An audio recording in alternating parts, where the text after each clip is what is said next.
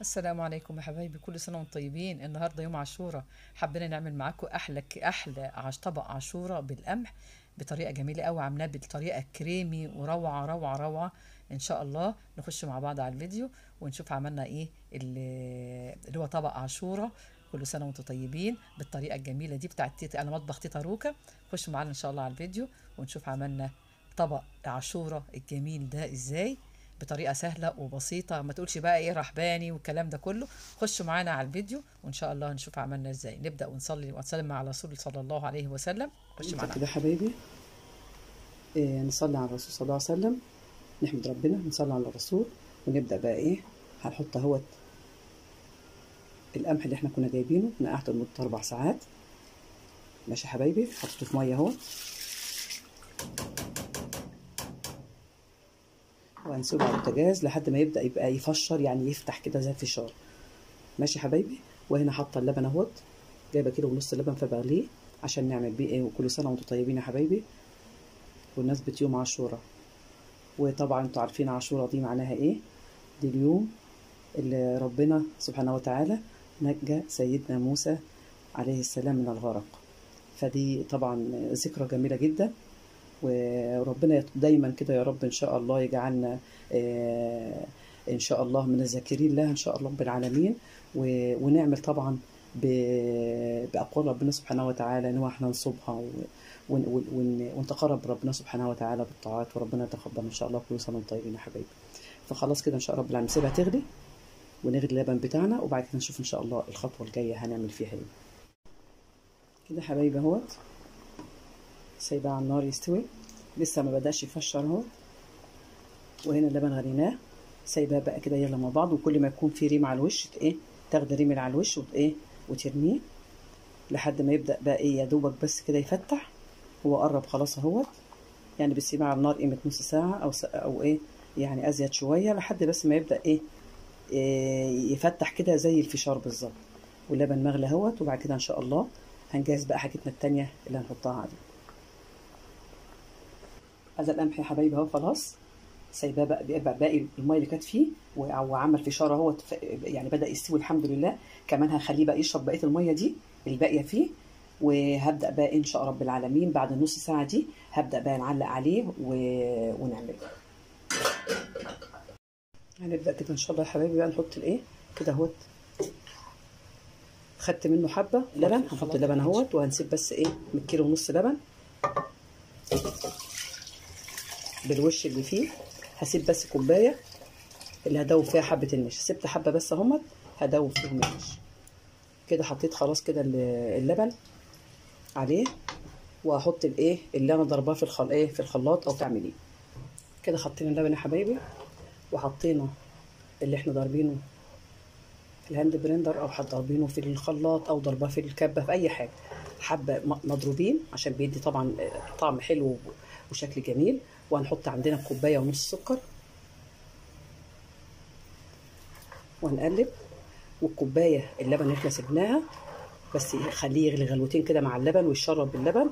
وبعد كده هنحط عليه الايه الكوبايه النشا اللي هي الثلاث معالق نشا، ومعاهم حبه الايه الفانيليا. ونستنى عليه بقى لحد ما يتماسك. هنكمل نسيبه شويه مع اللبن، وبعد كده نكمل ايه الخطوه اللي بعد كده. هنحط كده يا حبايبي بقى الايه اللبن ومعاهم الثلاث معالق نشا، وهنقلبهم. هقلبهم واجيبهم لكم عشان ما يقعش على ايه على الرز، هو ايه ما يكلكعش. كده يا حبايبي خلاص قلبت النشا، وهحطه بقى على الايه على القمح اللي احنا عاملينه بتاع العاشوره. وهنقلب تدريجيا كده واحنا مطين على الايه النار. بعد كده اهو هنقلب بخفه كده، وخلي النار متوسطه. وهنحط عليهم الايه الفانيليا، كيسين فانيليا حطهم عليه اهو.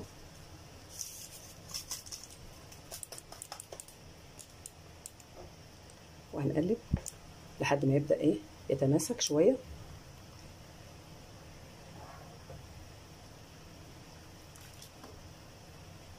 يبقى احنا حطينا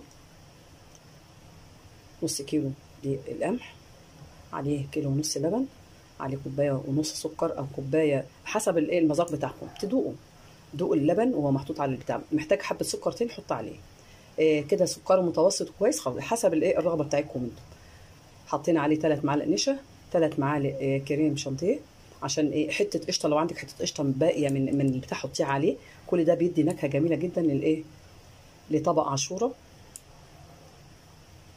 هنقلب بقى في كده لحد ما يتماسك شويه، وبعد كده نبدا نصبه ايه في الاطباق كده يا حبايبي. خلاص بسم الله ما شاء الله اهو بدا يتماسك ولونه خطير والسكر بتاعه مظبوط. ان شاء الله نصبه في الاطباق حالا واوريه لكم وهو بقى بيتقدم. احلى طبق عاشوره، وكل سنه وانتم طيبين. هغرفه واوريه لكم كده يا حبايبي. بدات اصب ان شاء الله اللي هو طبق عاشوره. هنوزعه بقى في الطبق كده. انا عملت الحله وخدتها من على البوتاجاز. تمام يا حبايبي، شايفين شكلها عامل ازاي. لكن لازم يكون النشا ايه لافف كل دقيق القمح عشان يبقى ايه زيه زي المهلبيه كده بالظبط. تمام، انتوا شايفين في الحله عامل ازاي. هبدا بقى اصبه في الاطباق. انا جبت كام طبق كده صغيرين الاول هنصب فيهم ونجملهم قدامكم. وجبت طبق غويط بقى ايه ده طبق العيله بقى نحط فيه كله ونملاه. هفرغ كل ده وهنبدا بعد كده بقى نشوف ايه هنعمل ايه في الخطوه اللي بعدها. هجهز حاجتي بقى والمكسرات اللي عندك بقى بتاعت رمضان. بدات اجهزها كلها جنبي واشوف هزوق بقى الاطباق زي طبعا على حسب ذوقك، بس ريحته كانت روعه روعه روعه. ان شاء الله تجربوا كده بطريقتنا في عمل طبق عاشوره. وكل سنه وانتم طيبين يا حبايبي ان شاء الله، وربنا يعود عليكم الايام بالخير كده دايما يا رب وبالسعاده والهنا. بعد كده بعد ما قليت الاطباق كلها بدات اجيب بقى، كنت عندي بتاع ليها صوص الكراميل، وعندي شوكولاته كانت برضو بواقي من ايام رمضان وكده وبعد العيد، فكل ده كنت عيناه. ومع الزبيب بقى شويه مكسرات كانوا عندنا، فجهزت الحاجه دي كلها ايه عشان نزوق بيها الاطباق الجميله بتاعت عاشوره. كده فرغت خلاص الاطباق اللي هي الصغيره ديت. طبعا في كميه لسه هنفرخهم، بس ايه قلنا نعمل حبه دول الاول وبعد كده نكمل ايه الباقي عشان التصوير. فاتاخرت طبعا النهارده في العمايل، ولكن كنت ناوي ان شاء الله من امبارح انزل لكم الفيديو دهوت، بس ما اسعفنيش الوقت يعني كده. فطبعا اللي ما لحقش يعمله طبعا ما ينفعش ايه نصوم عاشوره، سواء يوم 9 او العاشر او 11 بكره ان شاء الله ما نكونش عملنا طبق عاشوره الجميل ده. ماشي، عشان نفرح ولادنا ونذكرهم باليوم الجميل ده. كده جبت الصوص بقى الكراميل وبدات ازوق بيه الطبق اهو زي ما انتم شايفين. ده الطبق الكبير عملناه كده ماشي، يدي منظر حلو وبقى يدي طعم حلو قوي بتاع الكراميل مع الطبق عاشوره. وباقي الطبق التاني عملت بيه بتاع بصوص الشوكولاته. طبعا عندك اي حاجه متوفره عندك اعمليها، لو حتى هيبقى كده لوحده من غير اي حاجه هيبقى طعمه جميل جدا طبعا مع اللبن وكده، وبيبقى حلو وموفر عن بره كمان. فكده خلاص هزوق بقى الطبق التاني بصوص الشوكولاته اهوت. برضو كانوا حبه موجودين عندي هما زي ما انتم شايفينهم كده في الكيس، حطيتهم على حمام السخن كده وبدات ايه اشكل بيهم برضو الاطباق دي كده. والباقي بقى خليته بايه برضو بشويه مكسرات. وكان عندي كريم اللي هي كريم دريم، اللي هي كريمه اللي هي بتاعت الايس كريم، بودره الايس كريم دي اللي هي الايه اسمها ايه كريم شانتيه. الواحد بينسى.